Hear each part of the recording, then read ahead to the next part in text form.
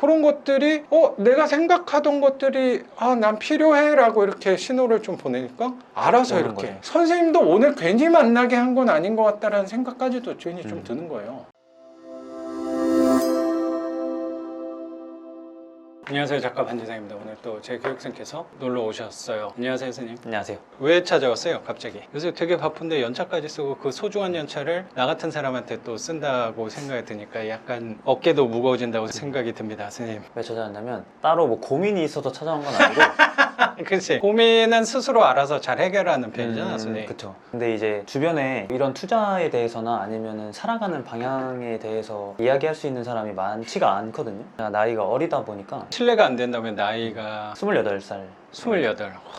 내가 최근에 그런 생각이 좀 들었어요. 뭐냐면 만나는 분들이 연령대가 되게 다양하잖아요. 20대 초도 오신단 말이에요. 나보다 나이가 많은 분들은 뭐 70대에도 오신단 말이에요. 차이가 한 50년 정도 차이가 나는 거야. 그러면서 어떤 생각이 좀 들었냐면요, 되게 모순적인 걸 하나 느꼈어요. 뭐냐면 젊은 사람한테서는 성숙함을 되게 많이 배우는 것 같아요. 왜냐면 내가 20대 때, 내가 선생님 나이 때 저런 생각을 했을까? 저렇게 행동을 했을까를 생각을 하다 보니까 되게 성숙하구나, 나도 저런 거를 좀 배워야겠구나 라는 생각을 하게 되고, 반대로 70대 분들한테는 상대적으로 나보다는 나이가 많은, 어쩌면 늙은 거잖아요. 근데 그 늙음 안에서도 나이가 많다는 거 안에서 젊음을 되게 느끼는 거야. 예를 들어서 기억나는 70대 교육생분 한 분은 그때 되면 또 눈이 좀 잘 안 보이잖아요. 돋보기 썼다가 안경 썼다가 바꿔가면서 막 너무 열심히 하는 거, 질문도 많이 하는 거야. 그걸 봤을 때 와, 이분은 되게 젊구나, 늙음 안에서 어쩌면 젊음을 되게 느끼게 된 것 같아. 그리고 내가 70대 80대 됐을 때 저렇게 할 수 있을까를 생각해보면 사실 난 좀 자신이 없더라고. 그럼 누구보다 젊은 사람이구나, 누구보다 성숙한 사람이구나. 근데 그런 것도 있는 것 같아요. 제가 수업을 들으면서 느낀 거는 네. 사람이 주는 영향력이라고 하면 너무 좀 커 보이니까 그 주파수가 있다고 생각하거든요. 네. 네. 나 한 단어마다 내가 자꾸 끼어들어서 미안한데 괜찮습니다. 이것도 최근에 되게 느낀 거예요. 뭐냐면 선생님도 내 영상 많이 본다고 네. 했으니까 많이 보죠. 주파수, 그 끌림 이런 거잖아요. 그거를 느낀 게, 정리를 해본 거야. 뭐냐면 그 시작이 정확히 한 2년 전에 굉장히 수업하면서 유튜브 하면서 공유를 되게 많이 했던 시점이었어요. 그때가 2년 전에 정확히 7월 10일 규제가 딱 터지면서 그때 교육생분들이 아무도 등록을 안 하는 거야. 나름 교육 사업 안에서 굉장히 큰 위기잖아. 그때부터 판도가 완전히 바뀐 거였거든요. 원래 활동하던 데가 다 규제 지역이 되니까 저도 대출이 안 되니까 투자 방법을 조금 더 범위를 넓혀서 비규제로 가야 되는데, 그때는 그 지역을 아예 모르니까 그럼 어떻게 해야 되나? 이 영상이 세련되게 만들진 않잖아요. 내용은 세련된다고 생각해요. 그러니까. 편집이나 효과 같은 네네네. 것들에 대해서 내가 힘을 안 주니까 그러면 홍보와 마케팅에 대한 갈증이 좀 생긴 거예요. 그때 좀 크게 생긴 거죠. 원래 뭐 지금도 항상 그런 생각은 있는데 크게 생긴 거예요. 필요성에 대해서. 그 생각을 계속 하고 있었더니 되게 신기한 게 홍보와 마케팅 전문가들이 수업을 이렇게 듣더라고요. 한번 기억나는 분이 보청기 배터리 하는 분이었는데, 우리나라에서 그 보청기 배터리 네이버 1위 하는 분이 한번 수업을 들어서 저에 대해서 조언을 좀 해주시고, 그리고 한 번은 블로그로 글 써가지고 한 1,000만 원, 2,000만 원 한 달에 버시는 분이 갑자기 수업을 들으면서 마케팅에 대해서 그분한테 내가 마케팅만이 수업을 들어가지고 그렇게 하는 게 아니고 내 주변에 이미 전문가가 많다는 생각도 들고, 내가 고민을 했던 사람들이 좀 찾아오는구나. 뭐 운동에 대해서 좀 비슷했어요. 제가 아까 필라테스를 좀 언급했잖아요. 필라테스 또 여자가 보통 많이 하는데 남자 강사님이 오셔가지고 중요성에 대해서, 장점에 대해서 또 얘기 많이 해주고, 헬스 트레이너 뭐 그분도 계시고, 뭐 건강에 대해서 저도 생각을 하면서 운동을 좀 생각하게 된 것도 있는 것 같고, 그런 것들이 내가 생각하던 것들이 난 필요해 라고 이렇게 신호를 좀 보내니까 알아서 이렇게 거예요. 선생님도 오늘 괜히 만나게 한 건 아닌 것 같다라는 생각까지도 괜히 좀 드는 거예요. 내가 먹는 거 요새 생각을 많이 한다고 하는데 이 체형을 좀 보시면 알겠지만 자세도 너무 바르고, 난 선생님 수업 들을 때도 좀 배워야겠다, 저런 거네. 네, 말씀하셨었어요. 나는 좀 이렇게 약간 쭈구리처럼 앉아있는데 다들 이렇게 편하게 앉아요. 네, 선생님은 자세가 수업할 때 한치의 흐트러짐이 없었어. 그 몸에 그냥 배인 거잖아요. 내가 신경을 써서 이렇게 바르게 앉아야지 이게 아니고.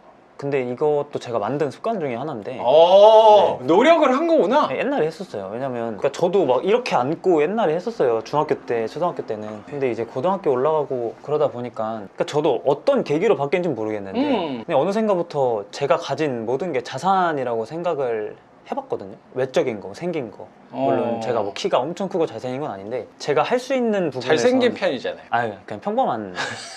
뭐 생긴 거는 바꿀 수 없지만 뭐 살을 빼거나 이런 거는 관리하는 거는 저의 영역이니까 자세도 그렇고 인사하는 거라든지 말하는 거, 행동하는 거 보면 제 나이 또래 친구들 보면은 예의가 없는 친구들이 조금 있거든요. 아, 있죠. 네, 제 눈에도 거슬리는데 선생님 눈에 얼마나 거슬리겠어요. 그런 사람이 있지. 네. 그건 뭐 나이를 떠나서 그러니까요. 이렇게 경유 어르신들도 없는 그렇고. 사람들이 좀 있지. 그게 너무 보기 싫어가지고 꼴 보기 싫지. 네, 나부터 좀 바꾸면 낫지 않나? 그때부터 자세도 좀 고쳐 앉으려고 하고 운동도 열심히 하고 고등학교 때부터 했으니까 헬스를 고등학교 때부터 한 건 아니고 헬스는 20살 때부터 했고요. 그래서 아까 주파수에서 얘기를 끊었는데 주파수랑 이어서 얘기할 게 뭐였어요? 비슷한 맥락인데 그러니까 선생님한테 수업을 배우러 오시는 분들은 연령대가 다양하잖아요. 선생님 네네네. 말씀대로. 근데 선생님 수업이 딱 시작되면 네. 선생님을 필두로 이제 모인 거잖아요. 그렇기 때문에 선생님 주파수에 맞춰진다는 생각을 들었었어요. 수업 들으면서. 그러니까 선생님 생각을 따라가려고 하고 사람들이 더 나아가면 뭐 선생님 말투가 은연중에 나온다든지 뭐 자주 하는 아, 말 그거 습관이 있거든요. 그런 게 그냥 생각이 떠올라요. 아니면 제 습관이 좀 있어요? 그냥 말투, 뭐 그렇죠. 손짓 뭐 이런 거,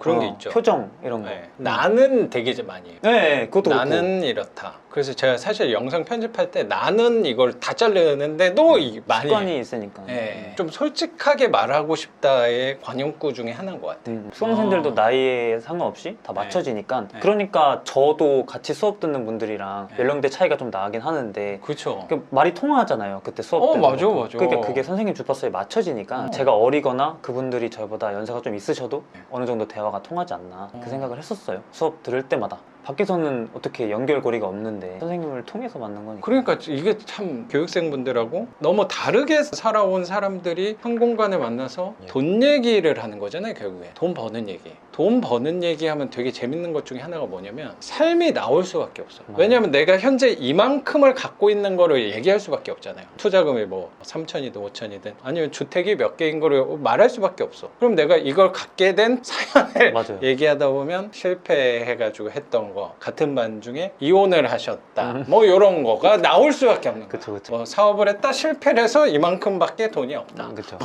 네, 다 듣게 되죠. 자연스럽게 실토를 하게 되는 게 그쵸.